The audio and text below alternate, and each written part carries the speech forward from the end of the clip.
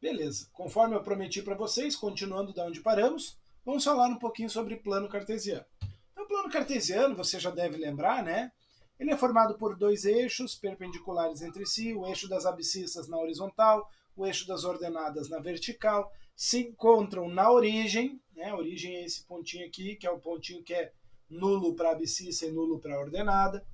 Os eixos dividem o plano em 4 quadrantes, está bem claro aqui os quadrantes, ok? Primeiro, segundo, terceiro e quarto quadrantes.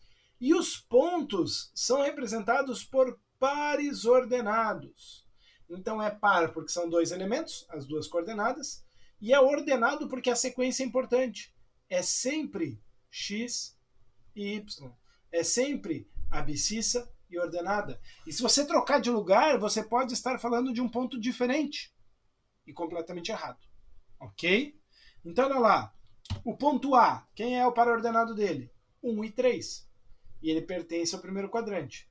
Se eu trocasse, colocasse 3 e 1, eu ia dizer que a abscissa era 3 e a ordenada 1. E ele ia estar aqui, ó. Esse aqui não é o ponto A. Isso aqui é um ponto, sei lá, D, completamente diferente de A. Aqui o par ordenado é 3 e 1. Lá no A o par ordenado é 1 e 3. Sempre eu vou marcar a primeira abscissa e depois a ordenada no par ordenado. Ok?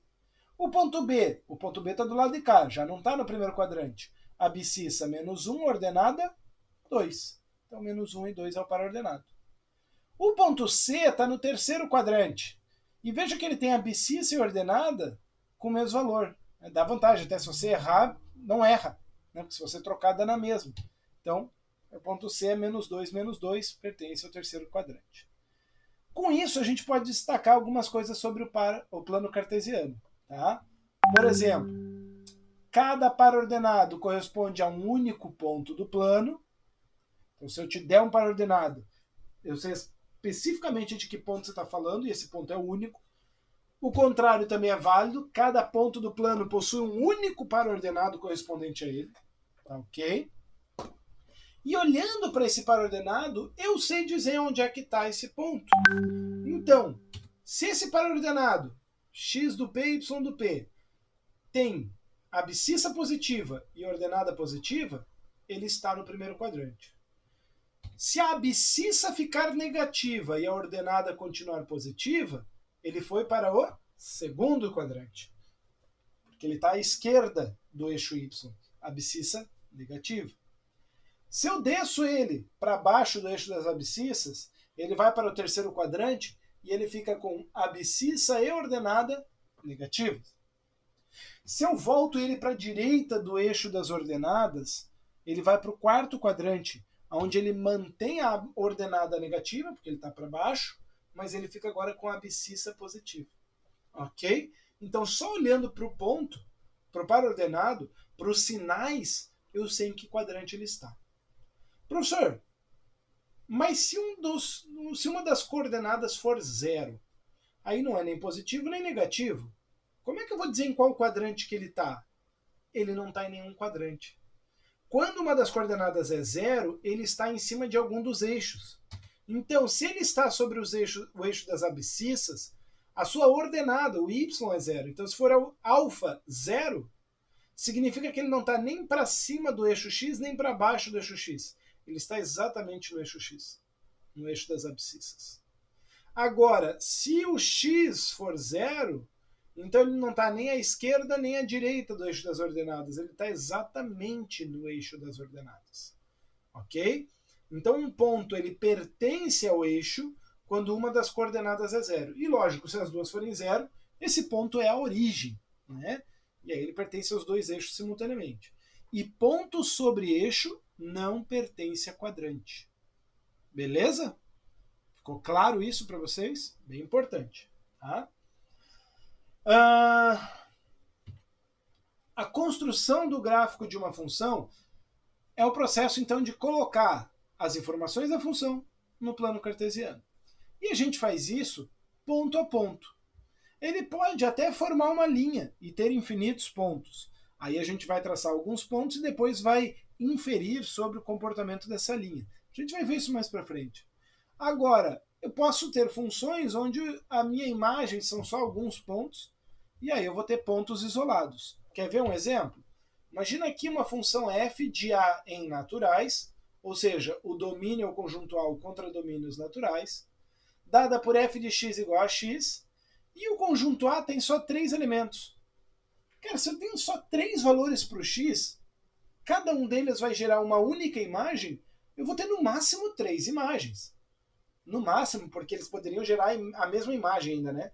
Mas no caso, f de x igual a x, a imagem do 1 vai ser 1, a imagem do 2 vai ser 2, a imagem do 3 vai ser 3. Então eu só vou ter essas 3 imagens. Então eu poderia montar uma tabelinha, ok? Eu poderia montar uma tabelinha e colocar aqui x e f de x. Então, o x vai ser 1, 2 ou 3. Quando o x for 1, f de 1 igual a 1.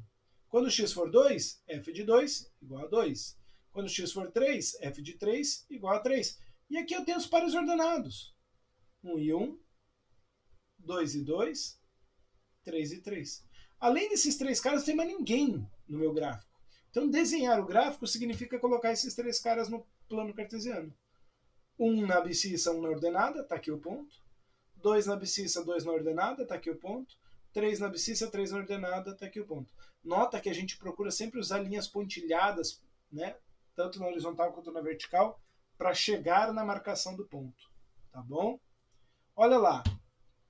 Vamos fazer um exercício de construção de gráfico. Então vamos construir o gráfico da função f de a em b, definida pela função f de x igual a 2x menos 3, em que o a é este conjunto domínio e o b, o contradomínio, é este conjunto aqui. Ok? Eu tenho quantos elementos no meu domínio? 4 elementos. Então, no máximo, eu tenho 4 imagens distintas, caso não repita a imagem. O que eu vou fazer? Montar uma tabelinha. Tá? Então, vamos lá. Uma tabelinha, x e f de x. Usando x igual a menos 1, 2 vezes menos 1 dá menos 2 com menos 3, menos 5. Usando x como 0, 2 vezes 0, 0, menos 3, dá menos 3. F de 1, 2 vezes 1, 2, menos 3, menos 1. E o f de 3, 2 vezes 3, 6, menos 3, 3. Essas são, então, as minhas imagens. Quem são os meus pares ordenados? Menos 1 para x, menos 5 para y, 0 para x, menos 3 para y, 1 para x, menos 1 para y, 3 para x, 3 para y. Nota que esse cara, as duas coordenadas negativas, ele vai estar no terceiro quadrante. Esse cara tem o x igual a 0, ele vai estar no eixo OY, eixo das ordenadas. Esse cara tem a abscissa positiva e ordenada negativa, então ele vai estar no quarto quadrante. E esse cara que tem os dois positivos aqui, ele vai estar no primeiro quadrante. Desenha o meu plano cartesiano e marca os pontos. Menos 1 e menos 5, 0 e menos 3, 1 e menos 1, 3 e 3. Beleza? Só isso, gente. Construção do gráfico é só isso. Tá?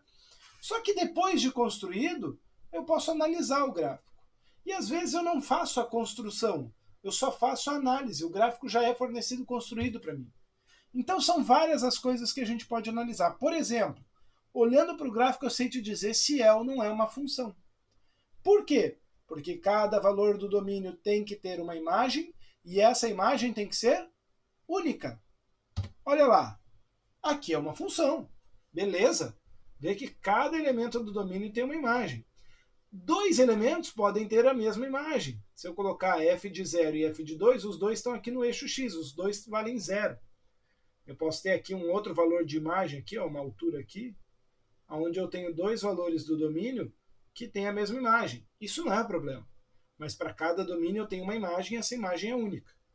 Se eu fizer essa figura, aí já lascou. Veja que o elemento 1 do domínio, x igual a 1, ele tem imagem 1 ou imagem menos 1. Isso aqui não é função. Se eu fizer isso aqui, ó, e deixar uma bolinha aberta, significa que aqui eu não tenho uma imagem para o 4. É um intervalo aberto aqui. Opa, então o 4, se ele estiver no domínio, isso não é função. Para que isso aqui seja função, eu teria que ter um domínio que tirasse o 4 do domínio. reais menos o conjunto unitário com o elemento 4. Aí beleza, aí eu posso dizer que isso é uma função. Mas se eu determino que o conjunto do domínio são os reais, isso daqui não é função. Tá entendendo? Posso ter também curvas, né? Isso aqui é uma função. Veja que eu tenho aqui dois elementos do domínio que têm a mesma imagem. Isso não tem nenhuma restrição, tá bom?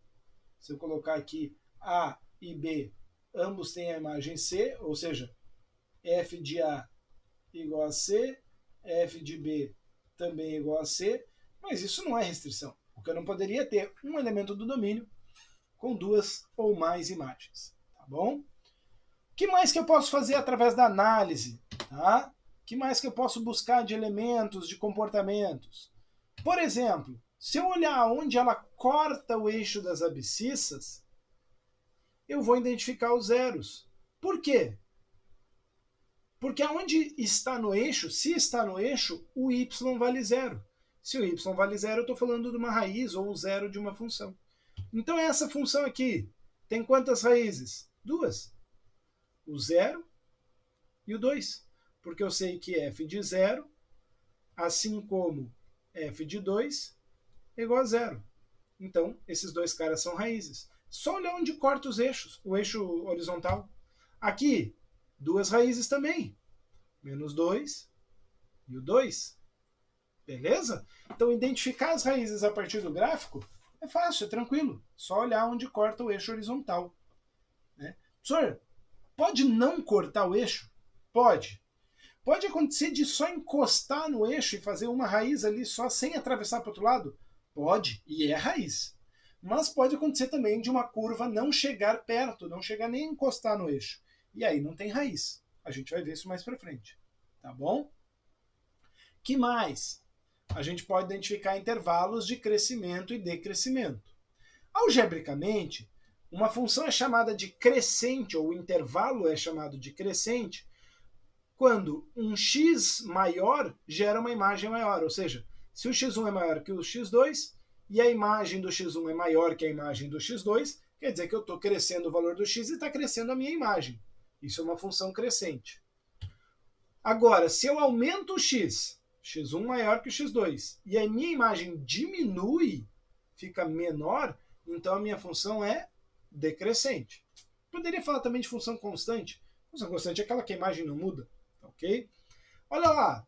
Então no gráfico isso é rápido, é imediato. Essa função é crescente. Porque você vê que a reta está crescendo. Da esquerda para a direita ela está subindo. Se eu pego o x1 aqui, a imagem do x1 está aqui embaixo.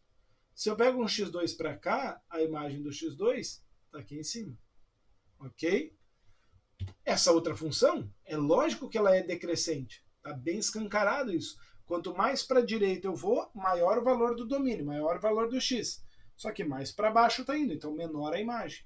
Tá ok? E pode ter funções que são crescentes e decrescentes na mesma função. Então olha só essa função aqui. Ela é crescente até o x valer zero.